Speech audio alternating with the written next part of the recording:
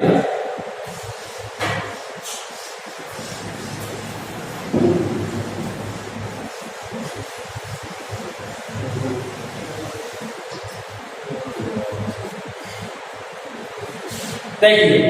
P बराबर K Q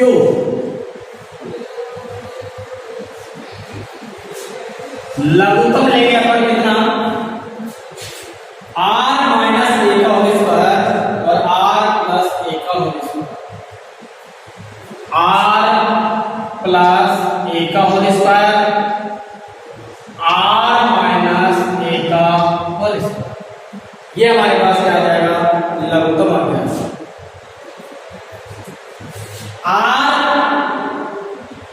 minus A square उस राशि में इसका क्या दोनों भाग हुआ, भाग हुआ तो ये राशि तो क्या हो जाएगी, कैंसिल, क्या बचेगा हमारे पास R plus A square, R plus A square, बीच में चिन्ह किसका है, माइनस का, तो हम भी माइनस का लगा देंगे, किसमें R प्लस A स्क्वायर का भाग हुआ उसमें, तो R प्लस A स्क्वायर की राशि क्या हो जाएगी, कैंसिल हो जाएगी, क्या बचेगा R minus A square, R minus A square, ये हमारे पास बच गया। एक सूत्र होता है, क्या सूत्र होता है, A प्लस B का whole square, A square plus B square plus 2AB, एक सूत्र होता है A माइनस B का whole square, A square plus B square minus 2AB, एक सूत्र होता है A square minus B square, A plus B A minus B, ये सूत्र होते हैं जो कि छोटी क्लासों के अंदर आप पढ़ चुके हैं। ये हमारे पास वैल्यू आ गई, इसको अपन क्या करेंगे, हल करेंगे, E बराबर K Q, ये राशि हम इसको यूं में लिखते हैं R plus A, R minus A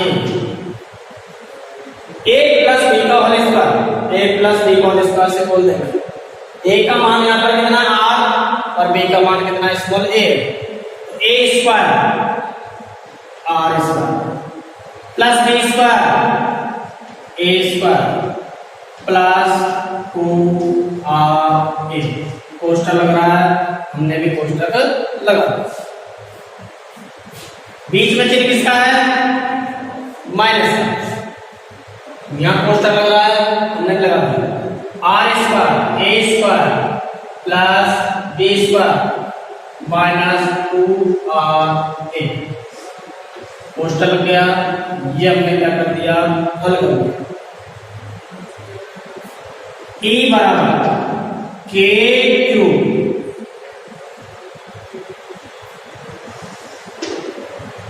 लिख दिया, इसको वैसे भी हल कर लेंगे, R square plus A square plus 2RA, minus से अंदर की राशि को क्या कर देता हूं, गुणा कर देता हूं, R square minus A square minus minus क्या हो गया, प्लस 2RA, इसको भी मैं लिख सकता हूं A plus B, A minus B, A plus B, A minus B, A square minus B square, लिख सकता हूं, नहीं लिख सकता, लिख सकता हूं मैं, इसको मैं लिख सकता हूं R square minus A square, और सबके ऊपर क्या लग रहा है ऑलरेडी स्क्वायर, लिख सकता हूं, नहीं लिख सकता। अब देखिए R स्क्वायर ये प्लस का, ये क्या हो गया माइनस का, ये प्लस का, ये माइनस का, E बराबर KQ, क्या बच गया हमारे पास, 2RA 4RA 4RA, अब R square minus A square, इसका क्या कर देंगे, होल स्क्वायर, अब देखो, जो अपन ने बिंदु आवेश लिया था, ये दूरी कितनी थी? 2a थी। ये दूरी कैसी है? अल्प दूरी है। ये दूरी कैसी है? अल्प दूरी है। लेकिन मध्य बिंदु O से स्मॉल r दूरी कहीं पर भी दे सकते हैं, तो इसकी तुलना में ये दूरी क्या है? बहुत बड़ी है। इस दूरी की तुलना में ये दूरी क्या है? बहुत बड़ी है। तो हम r की तुलना में इसको दूरी को बड़ा करेंगे तो a को क्या मान लेंगे? नगण्य मान लेंगे। चूंकि r ग्रेटर कितना है? a है। r का मान बहुत बड़ा है a से, तो r square minus a square लगभग इसके बराबर हो जाएगा, r स्क्वायर के बराबर हो जाएगा, क्योंकि इस राशि को क्या मानूंगा मैं? नगण्य मानूंगा। दोबारा देखिए, r ग्रेटर a, r का मान बड़ा है किससे? बहुत a से, तो a राशि को क्या मान लूंगा मैं? नगण्य। इसको मैं हटा दूंगा तो मेरे पास क्या बचेगा? r स्क्वायर बचेगा। समीकरण नंबर ये कौन सा है? क्या? समीकरण 4। समीकरण 4 वैल्यू रखते हैं। वैल्यू रखने के पश्चात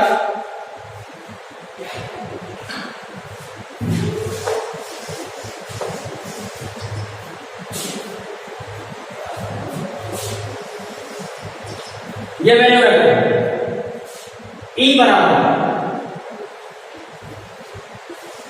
यहां बच रहा है K Q, और मैं इसको हल कर सकता हूं। 4 को लिख सकता हूं 2 गुणा 2, 4 को अपन लिख सकते हैं 2 गुणा 2, लिख सकते हैं नहीं लिख सकते? तो 2 को मैं क्या ले लेता हूं? आगे ले लेता हूं। 2 को तो मैंने ले लिया आगे, और 2 को मैं ले लेता हूं इसके साथ में।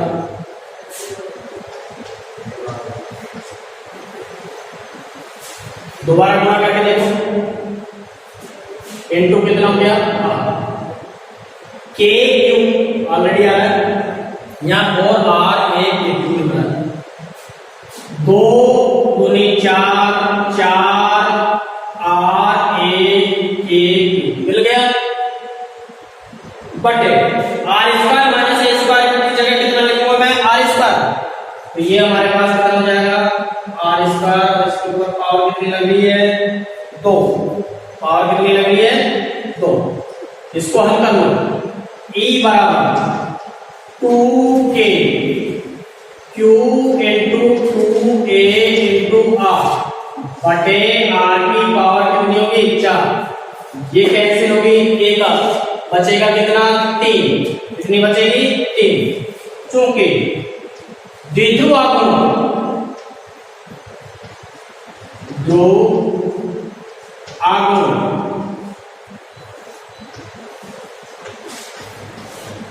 P बराबर Q इंटू कितना होता है? 2a। तो Q इंटू 2a की जगह मैं कितना लिख सकता हूं? P। E बराबर 2k P अपॉन r की पावर 3। समीकरण नंबर कितना हो गया? 5। समीकरण 5, समीकरण 5 या सदिश रूप में भी लिख सकते हैं इसको, सदिश रूप में।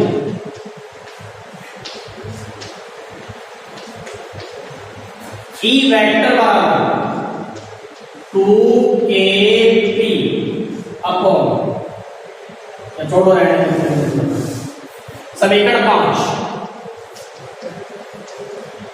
समीकरण 5 वैद्युत द्विध्रुव के कारण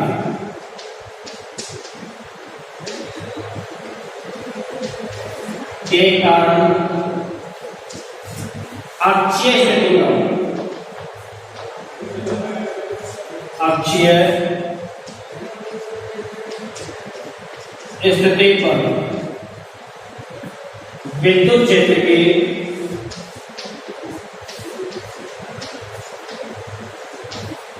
तीव्रता का व्यंजक है।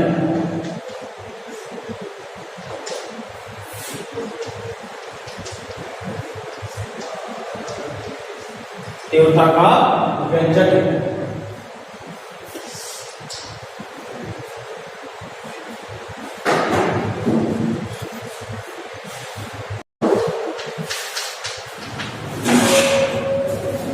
ये दोनों राशि क्या है, नियत है, तो हम कह सकते हैं E proportional to 1 upon r की पावर 3।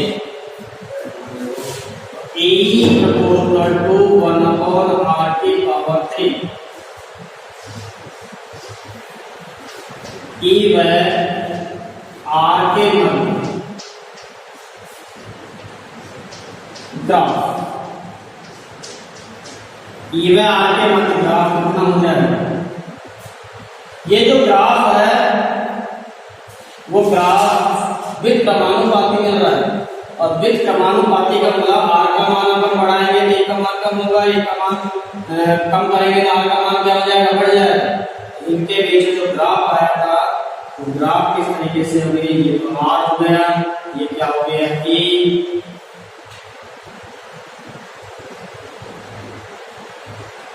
इस तरीके से हमारे पास क्या मिलेगा ग्राफ। यदि मैं ये कह सकता हूं E वह 1 अपॉन r की पावर 3 के मध्य ग्राफ,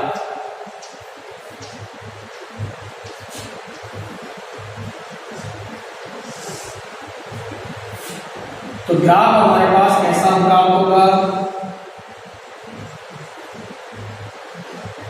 एक सीधी सरल रेखा के रूप में प्राप्त होगा।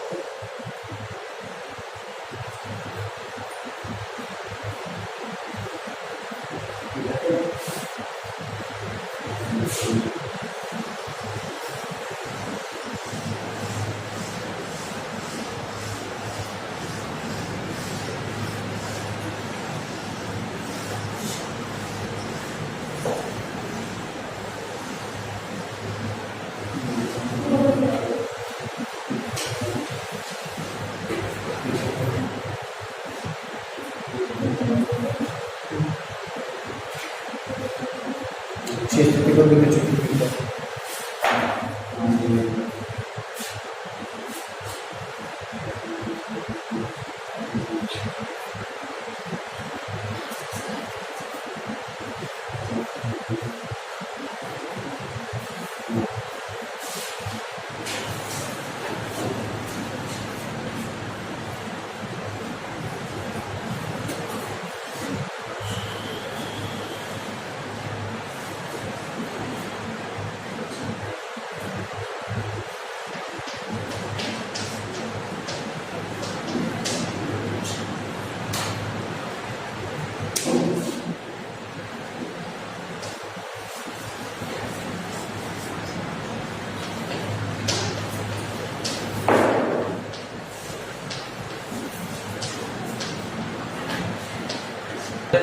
कितनी देर हो वैद्युत द्विध्रुव के कारण निरक्षीय विस्फोटक रेखा पर विद्युत क्षेत्र की तीव्रता,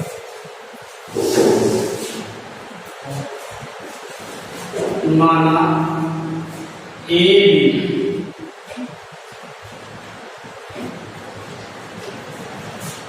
एक वैद्युत द्विध्रुव जो कि -q व +q आवेश से मिलकर बना। इन आवेशों के मध्य की दूरी 2a है। इन आवेशों के मध्य की दूरी कितनी है, 2a। निरक्ष की स्थिति क्या होती है, मध्य बिंदु O से स्मॉल r दूरी पर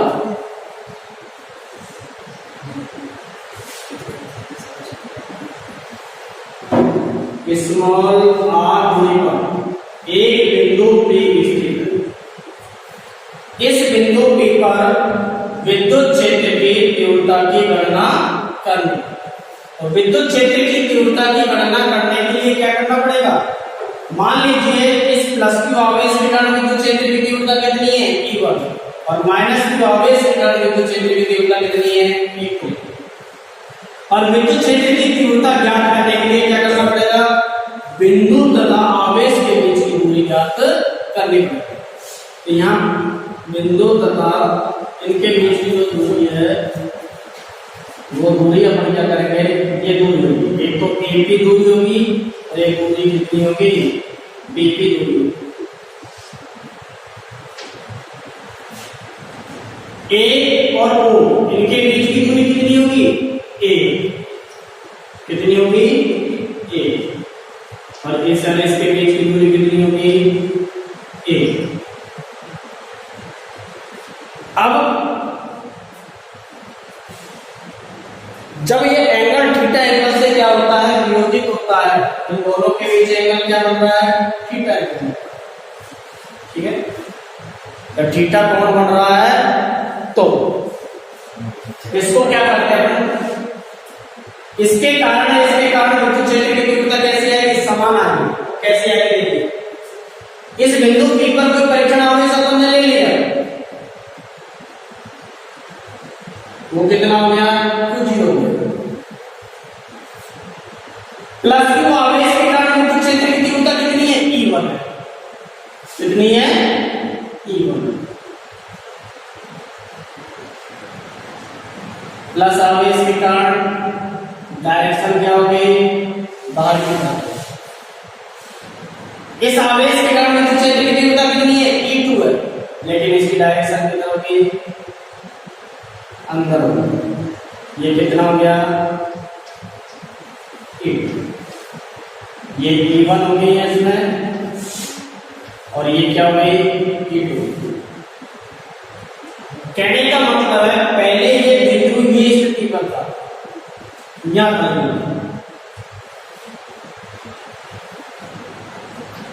ये तो स्थिति है, इसको ये स्थिति पर था, इसको उठाकर यहां रखा, ये एंगल कितना बन रहा है थीटा कोण, कितना कोण बन रहा है थीटा। इसको 36 से उठाकर यहां ले आया, तो ये 36 घटक कितना हो जाएगा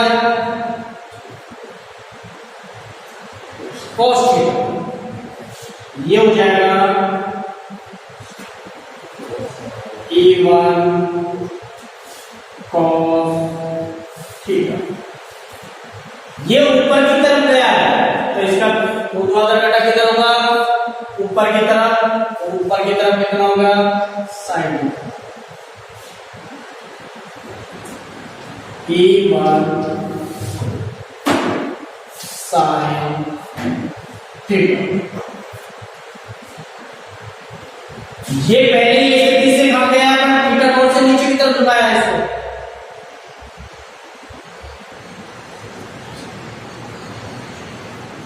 36 के साथ में एंगल कितना बन रहा है थीटा, इसके साथ बन रहा है E2, तो 36 घटक कितना हो जाएगा A2 cos थीटा। नीचे की तरफ आ रहा है, ऊर्ध्वाधर घटक कितना हो गया E2 sin थीटा। इस तरीके से इनको क्या कर रहे हैं अपन घटकों के रूप में विभाजित कर। अब देखिए ये समकोण त्रिभुज बन रहा है, ये आधार हो गया, क्या हो गया लंब। ये दूरी कितनी होगी R² प्लस A² की पावर 1/2, R² प्लस A² की पावर कितनी होगी 1/2। इसी तरीके से ये भी होगी R² प्लस A² की पावर 1/2। ये डायग्राम समझ रहा है, दोबारा देखिए, मान एक बिंदु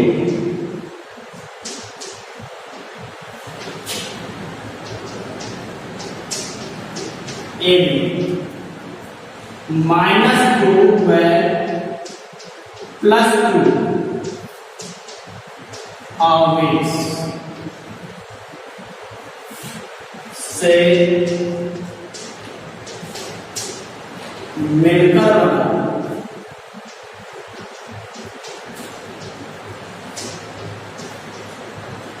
इन आवेशों के मध्य की दूरी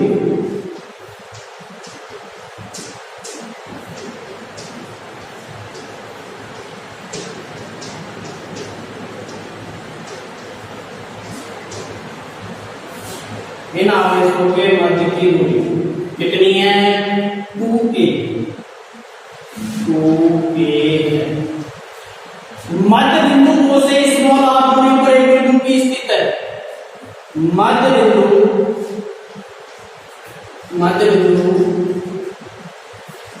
O से स्मॉल r दूरी पर एक बिंदु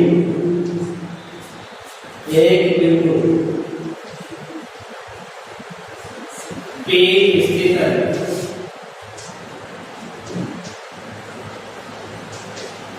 इस बिंदु P पर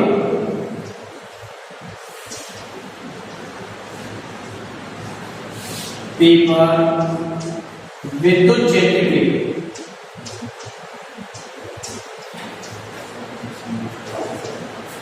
तीव्रता की गणना करनी।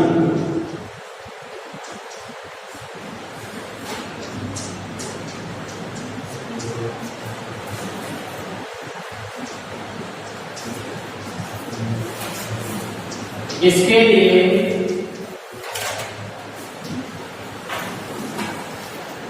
बिंदु P पर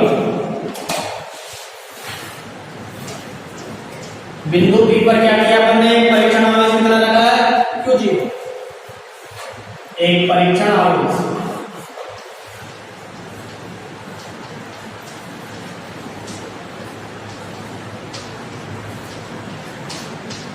Q0 रखा।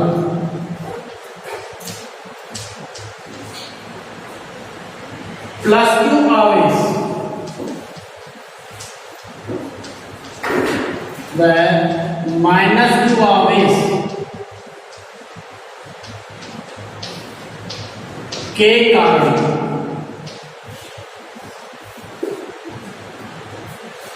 विद्युत क्षेत्र की तीव्रता है।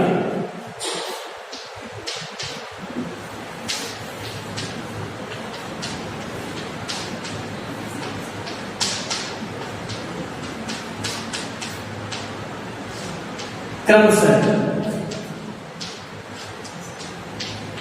E1 वेक्टर व E2 वेक्टर है। अतः प्लस Q आवेश के कारण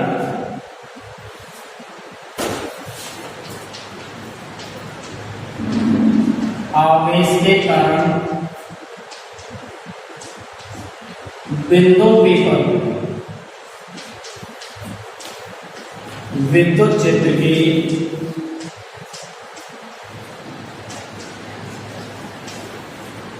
तीव्रता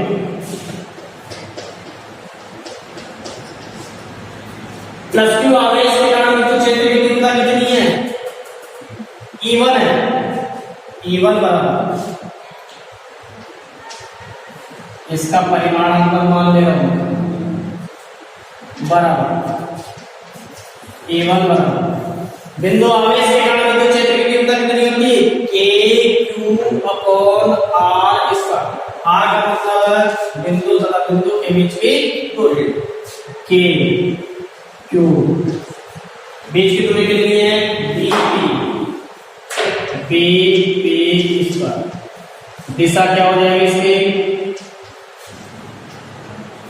B से P Q दिशा हो जाएगी B से P Q। E बराबर E1 बराबर KQ। BP की वैल्यू कितनी है? R square plus A square की power 1/2। R square plus A square इसकी पावर कितनी है? 1/2 और ऑल पावर कितनी लग रही है? 2। इससे ये कैंसिल हो गया।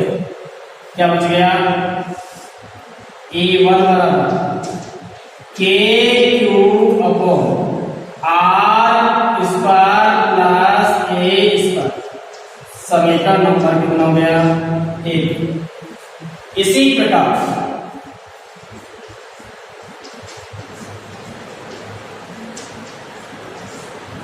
माइनस क्यू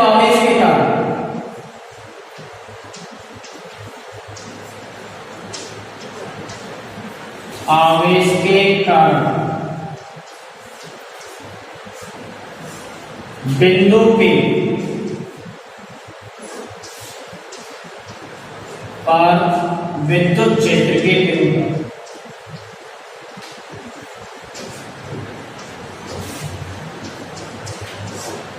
विरुद्ध कितनी आएगी? E2।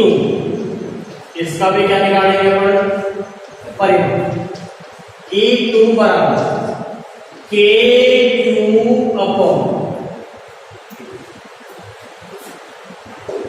बीच की दूरी ए पी स्क्वायर। दिशा क्या हो जाएगी? P से A की ओर। दिशा क्या हो जाएगी? P से A की ओर। E2 बराबर के क्यूब अपॉन एपी की वैल्यू कितनी है हमारे पास? R square plus A square. R square plus A square. Power कितनी है? 1/2। और पावर कितनी होगी? 2 से E2 बराबर के cube upon R square plus A square. समीकरण नंबर 2। अब देखिए समीकरण 1 और समीकरण जो 2 है दोनों का मान कैसा है? बराबर। क्योंकि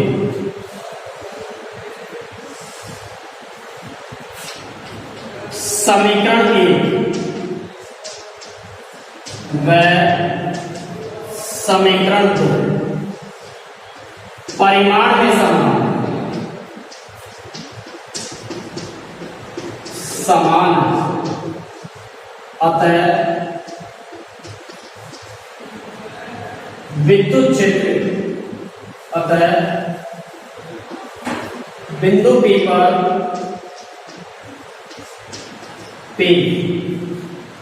पर परिणामी विद्युत क्षेत्र की तीव्रता ज्ञात करने के लिए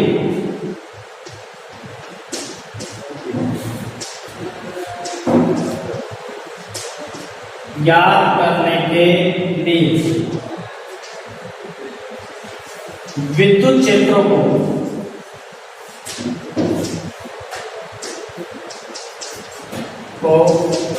घटकों के रूप में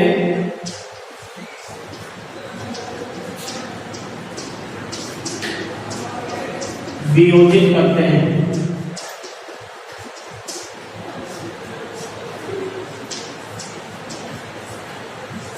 जो घटक बराबर से प्राप्त हुए क्षैतिज घटक कितना है? E1 cos theta E2 cos theta.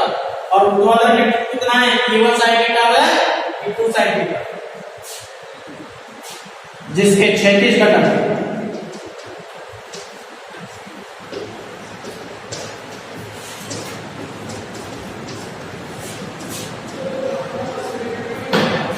E1 cos theta व E2 cos थीटा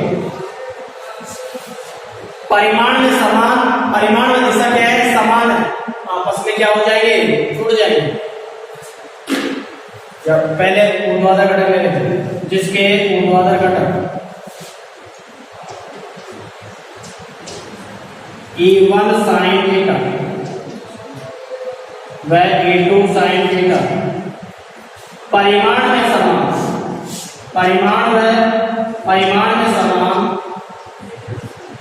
लेकिन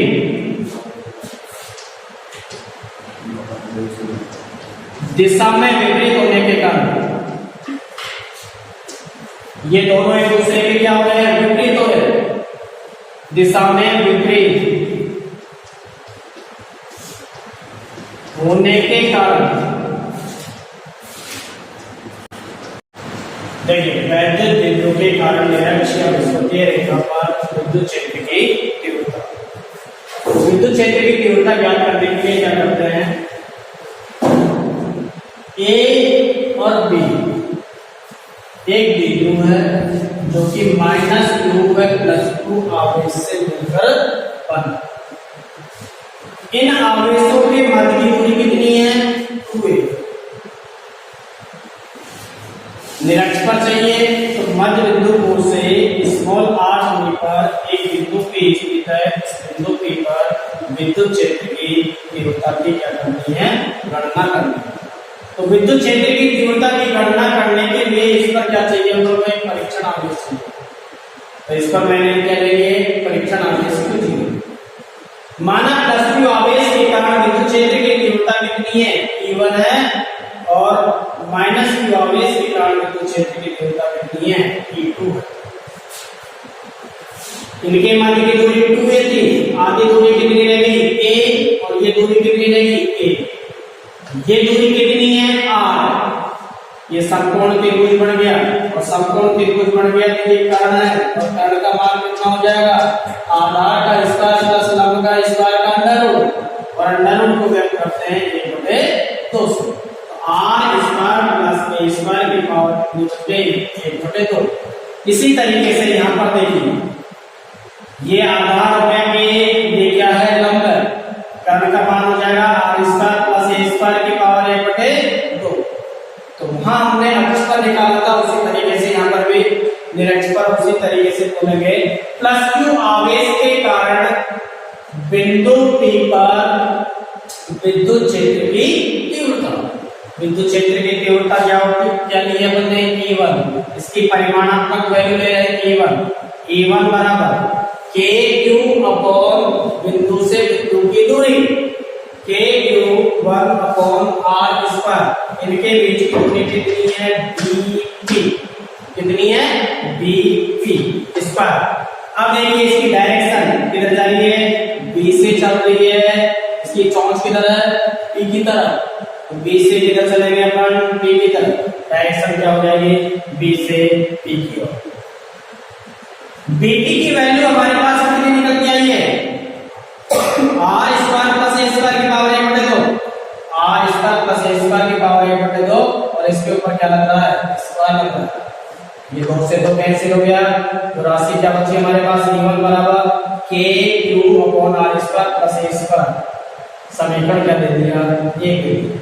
इसी प्रकार इस -q आवेश के कारण विद्युत क्षेत्र बिंदु P पर विद्युत क्षेत्र की तीव्रता भी कितनी होगी, E2 होगी। कितनी हो गई, E2 बराबर kq। इनके बीच की दूरी कितनी होगी, kp²। डायरेक्शन क्या हो जाएगा, P से क्या चल रहा है, a की ओर। दिशा क्या हो जाएगी, P से a की ओर। kp की वैल्यू रख दी r square plus a square की पावर 1/2, ये हमने यहाँ रख दिया। E2 और E1 समीकरण और a दोनों का परिमाण कैसा मिल रहा है, समान मिल रहा है। जब परिमाण समान मिल रहा है तो विद्युत क्षेत्र को घटकों के रूप में क्या करते हैं, वियोजित करते हैं। क्या करते हैं, घटकों के रूप में वियोजित करते हैं। ये स्थिति है हमारे पास, ये बिंदु P पर घटकों के रूप में वियोजित करेंगे।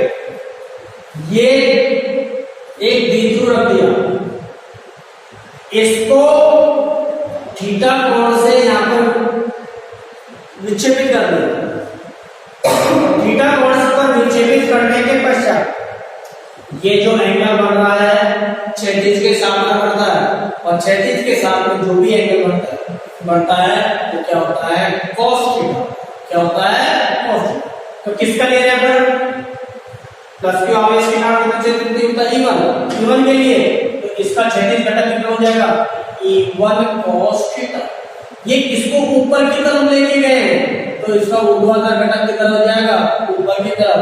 वो कितना हो गया, E1 sin थीटा। कितना हो गया, A1 sin थीटा। इसी तरीके से E2 के लिए, E2 को काकर विच्छेदित कर रहे हैं, इधर विच्छेदित कर रहे हैं, इधर विच्छेदित कर रहे हैं, तो किससे कर रहे हैं? इस अक्ष से कर रहे हैं, इस अक्ष से कर रहे हैं, तो ये कौन सा घटक हो जाएगा? क्षैतिज घटक, और क्षैतिज घटक कितना हो जाएगा? cos theta. इसके लिए E2 के लिए E2 cos थीटा, नीचे की तरफ आ रहा है, ये कितना हो जाएगा? ऊर्ध्वाधर घटक E2 sin थीटा।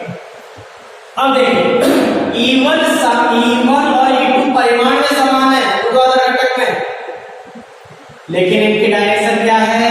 विपरीत है, और डायरेक्शन विपरीत होने के कारण आपस में क्या हो जाते हैं? ये निरस्त हो जाते हैं, आपस में क्या हो जाते हैं? निरस्त। जबकि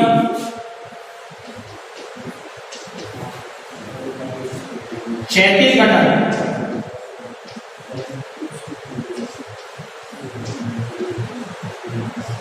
के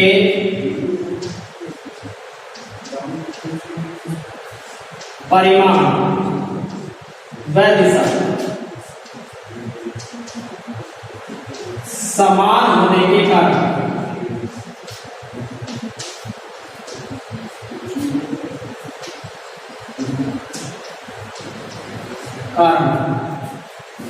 जुड़ जाते हैं,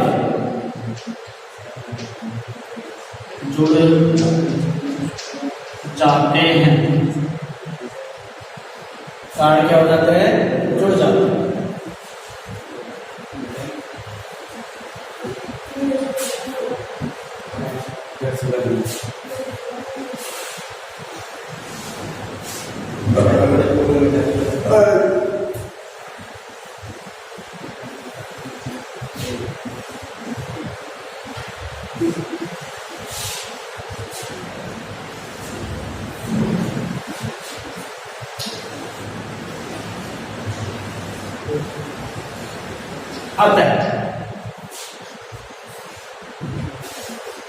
अतः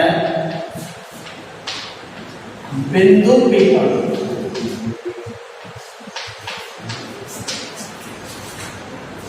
परिणामी विद्युत क्षेत्र की तीव्रता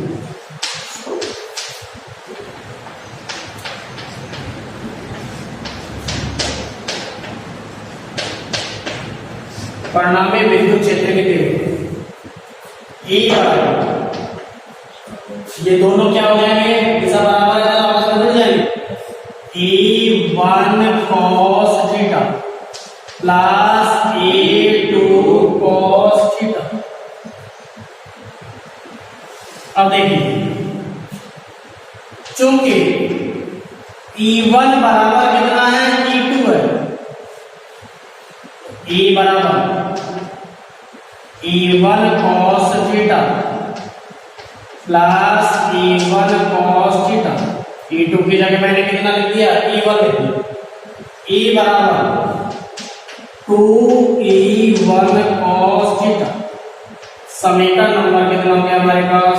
3, समीकरण नंबर 3।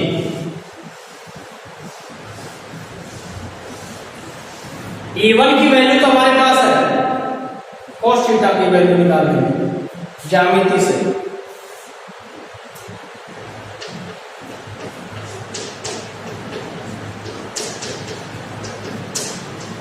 या समकोण त्रिभुज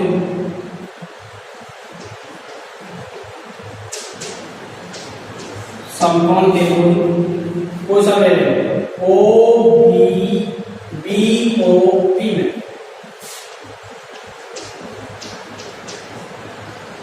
cos थीटा बराबर क्या होता है? लाल बटे कट्टा से आधार बटे कर्ण, आधार बटे कर्ण। आधार हमारे पास A है, कर्ण का मान हमारे पास है r² प्लस a², इसकी पावर कितनी आ रही है? 1/2। समीकरण नंबर 4, समीकरण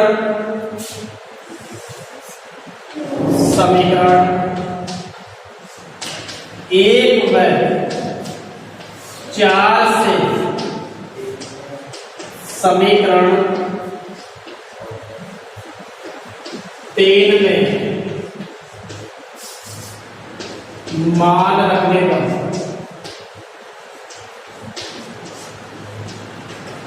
मान रखिए E बराबर, इसकी वैल्यू है हमारे पास 2 तो ऑलरेडी है, E1 की वैल्यू है KQ upon R square plus A square into cos theta की वैल्यू हमारे पास ये A upon R square plus A square की पावर 1/2 E बराबर K Q इंटू 2 को मैं अंदर ले जाता हूं 2A बटे ये आधार हो गया, ये पावर कितनी होगी 1, आधार समान है तो घातें जुड़ जाती है, तो R square plus A square की पावर 1 प्लस आधी 3/2 3/2 समीकरण नंबर 5। चूंकि P बराबर होता है Q इंटू 2A तथा R ग्रेटर ग्रेटर ग्रेटर कितना है A, R का मान बहुत बहुत बड़ा है किससे A से, तो R square plus A square, A को क्या मान लेंगे नगण्य, कितना बच जाएगा R स्क्वायर, समीकरण 5 से समीकरण 5 से समीकरण 5 क्या कहता है,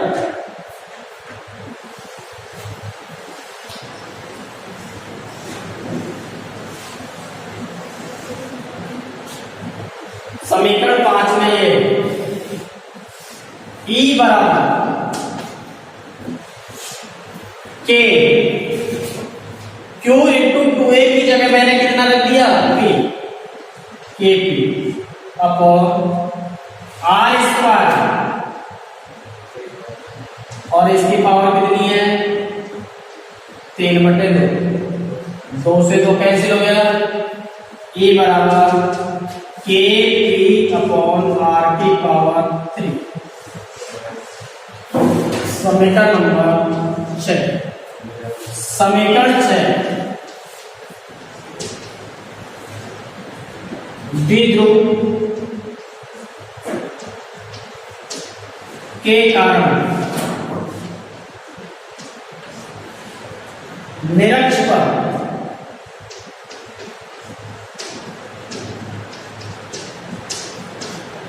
विद्युत क्षेत्र के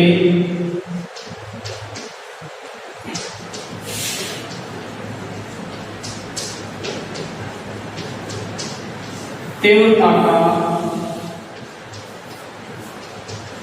व्यंजक है, विद्युत क्षेत्र की तीव्रता का क्या है व्यंजक।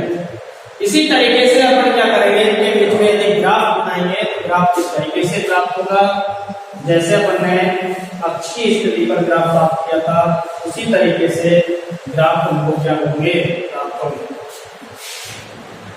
यदि समीकरण 6 से समीकरण 6 से समीकरण से क्या कहता है, E बराबर KP अपॉन R की पावर 3 है, यदि KP नियत है, KP क्या है नियत है, तो E proportional to 1 upon R की पावर 3। विद्युत क्षेत्र की जो तीव्रता निकल के आ रही है दूरी के घन के क्या होती है व्युत्क्रमानुपाती होती है, अतः E व R के मध्य का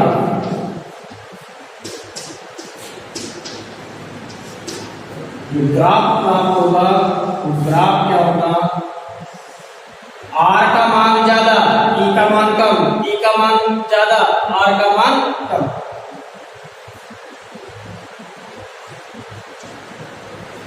ये इस तरीके से ग्राफ प्राप्त हो।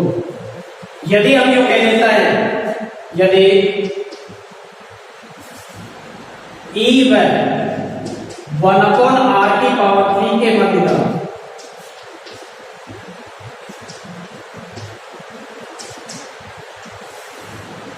ये पूरी राशि क्या होगी, एक राशि होगी। E प्रोपोर्शनल टू कोई राशि समानुपाती में होता है तो ग्राफ कैसा मिलता है, सीधी सरलरेखा के रूप में प्राप्त होता है। तो ये ग्राफ 1/r³ और E विद्युत क्षेत्र की तीव्रता का जो ग्राफ है वो ग्राफ निम्न प्रकार से प्राप्त होता है। ये अक्षीय और निरक्षीय बिंदु पर विद्युत क्षेत्र की जो तीव्रता निकल के आई है, इन दोनों पॉइंटों में बोर्ड के दृष्टि के अनुसार क्या है, इम्पोर्टेंट।